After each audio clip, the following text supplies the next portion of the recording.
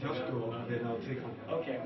Media and social media and all its ramifications to try and get people to get a sense of feel of the politics of our president, Mr. University, what his programs for the state are, his ideology, his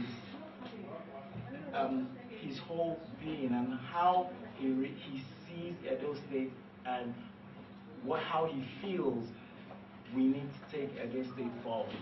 So we set up a campaign yesterday where people could ask as many questions as they wanted. Those who were successful, the most retweeted questions, we've invited them in. We will also be taking all the questions that were tweeted online, and Mr. Governor will answer live for you to experience. It will be a great experience for those who have never spoken with him before. He's really something to experience. Okay? My name is Ayomini, Digital Director for Tindo.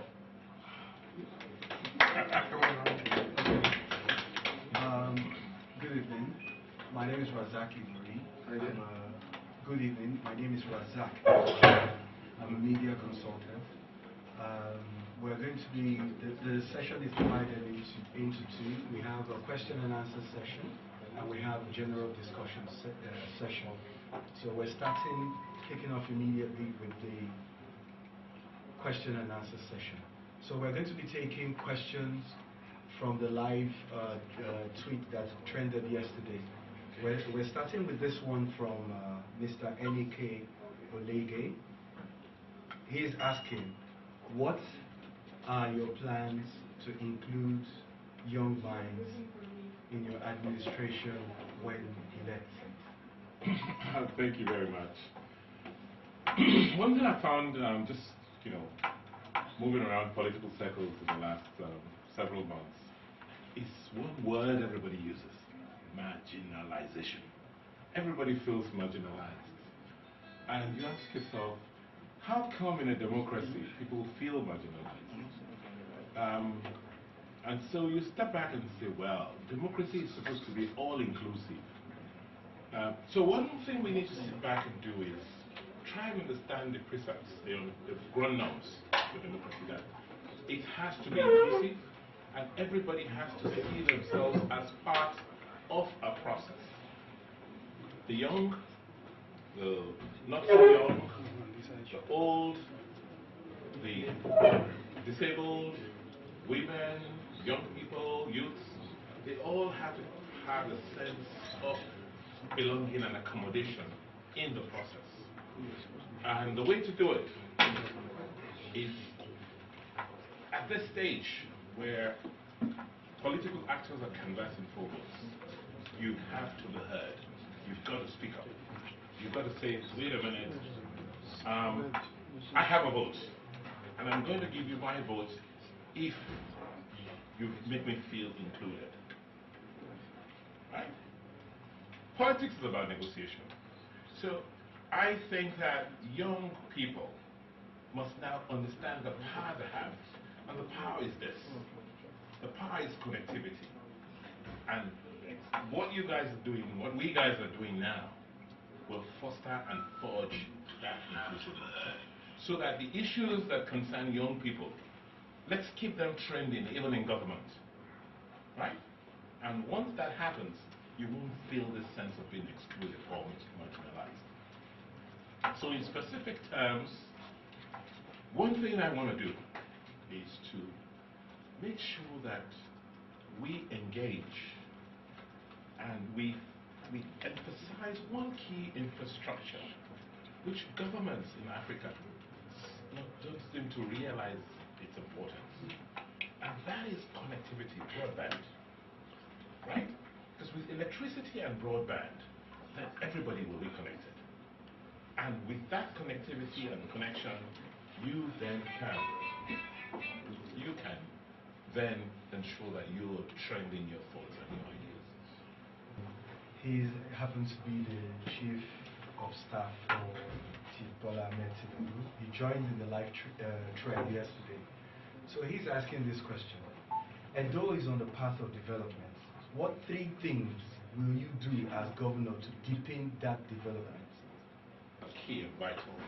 First, continuing what we started 8 years ago, which basically is ensure you build infrastructure, your road network, your school infrastructure, your medical infrastructure, because that's what people need to survive on a daily basis. If you don't have a road network, if you can't connect people, they can't socialize, they cannot trade, they cannot communicate. So we're going to continue to emphasize infrastructure. You'll never have enough. America is still building new roads, new networks. So we need to build networks. First, road infrastructure, digital infrastructure. We need to build our educational infrastructure, our healthcare infrastructure. You see, it's on infrastructure, everything else rests. So we will continue to build our infrastructure. The good thing is, we now have models. Before now, it looked like it was a big deal to build a road, you know? But today, we can tell you what the cost of a road is in every local government. So we can tell you, as long as we can raise the financing, we can tell you how many kilometers of roads, what type of roads we can build where. We can refurbish schools. We can tell you how much it costs for, the classroom of a certain quality. So we can build as many more classrooms. We're refurbishing hospitals. So once you do that, at least you have where people can go. You have roads that connect people. You have schools where kids can go and learn. You have hospitals where people can go and receive treatment. You have markets where people can go and trade. Build that. So we can do that. The second thing we need to emphasize is that glue, that thing that makes it all happen, which is the institution of government itself. And what drives that, what's that institution of government? The civil service. Because, government is an institution, and there's formats and structures to that, institution. So we're going to reenact and reestablish, the civil service. And it's about public service. So you have people we pay every day to help us think through policy and drive policy and make things happen. So when government says, I will do this, that there are people who are empowered, who are trained, and who are remunerated to provide those services for us. And then the last thing I will do is, at the end of the day, when we build roads, we create a civil service, what is it supposed to do? What are all of these supposed to do for us? It's supposed to make our lives better, make us happier people, commune with our God, commune with our fellow human beings. And how do you do that? What makes people happy? What makes people happy? You want to ensure that you are. So as government, we have to think through our economic policies and say, what are those things we need to do to give people economic sustenance? Fantastic. I have another one here. What measures, this one is from a group, and they are asking, what measures are you taking to make agriculture grow in Edo State? And I think this is a very important question everybody wants to hear. Yes, I can see quite a few of them. I will quickly join this with another trend that said the youth are being encouraged to go back to the farm. Yeah. What measures they want to know their package? Okay, let's think about it this way. Nigeria is such a blessed country, but sometimes we do real crazy things. We spend almost 15 to 18 billion US dollars importing food items into this country every year. Right? And think about it. What are we buying from outside that we cannot grow ourselves? I mean, that's a whole lot of money. So so when we talk about agriculture, you've got to think about it from that perspective. That there's a huge demand internally, but that demand is being largely met by imports. And for us, it was cool because we had petrodollars, we had dollars we earn from just selling crude oil. But now we're not selling as much crude oil, and so we don't have the dollars. And so we can't import the food. And so it's time to step back and say, wait a minute, we've been really crazy, you know. How come we spend $500 million importing fish and chicken? It doesn't make sense. We spend $300 million importing milk. We don't have enough cows to produce milk here. So when you begin to think about agriculture from that perspective, you then see there's a huge business in agriculture, which we are not enjoying. So it's unfortunate, it's hard for us, but here's an opportunity to now begin to domesticate a lot of that production. There are approximately 200 million people in this country, if you count those from the sub-regions economic people. If 10% of our population eat chicken every day, how many chicken do we have to grow to feed ourselves daily? 20 million, right? That's quite a lot. And we have an opportunity to produce that. How much does it take to produce chicken? How long does it take to produce a chicken? Right? Is it not just feeds and a hatchery and electricity? That's it. So, friends, we've got to think about agriculture as business and the viable one at that matter. And for it to be like any business, you have to understand how much money you will make, profit you will make. The reason why agriculture became unprofitable is that we started thinking about agriculture as a social service in this country at one time. Because of all the subsidies and fertilizer and crazy things. A ton of chicken at X amount, right? It now behoves on me. I have a contract to sell 50 tons of chicken at X naira, right?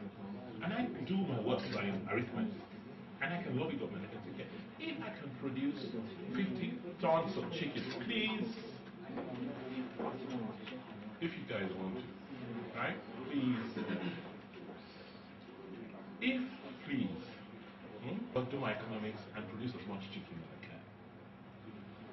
So the point I'm making is, for agriculture, there is now a new impetus for agriculture in different crops like palm, rubber.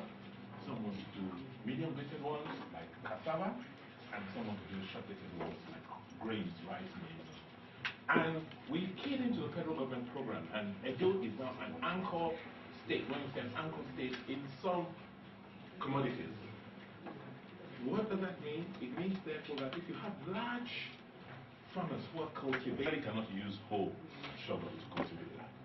So he needs to get mechanization, that land has to be prepared.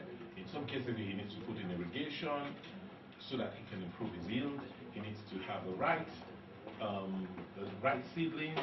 He needs to have high quality agronomic advice to make sure the output, he has the right output to make the money he needs to make. So I'm talking at a very high level. So I need to bring in somebody who knows how to grow rice on a large scale, right, from Thailand, right? So I give him 10,000 hectares.